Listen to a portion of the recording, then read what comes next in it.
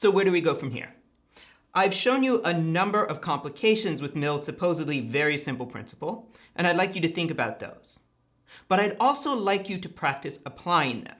And to apply them, we're going to look at Brown versus Merchant Entertainment Association.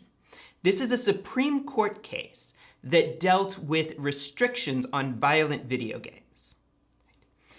Now, in some of the terms we use when talking about Mill and others, this is more about free speech rather than conduct. Right? But the kind of complications that show up with the harm principle also show up in free speech law.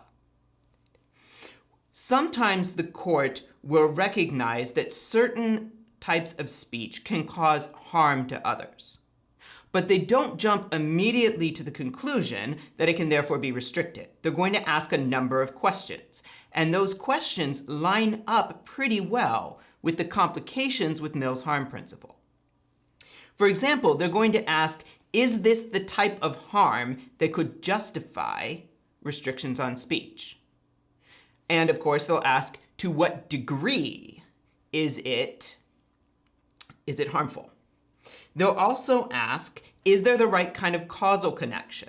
Have we established enough of a link between this kind of speech and the harms, right, to place restrictions on it? Right? If it's ambiguous whether or not the speech really leads to the harm, they're going to be much less likely to approve of restrictions. So they will also, of course, ask how much evidence there is for the claim. Okay? So I want you to look through Brown versus Merchant Entertainment Association and try to find places where the Supreme Court is asking the same kind of questions that we have to ask when we apply Mill's harm principle. And we'll talk about that on the discussion boards.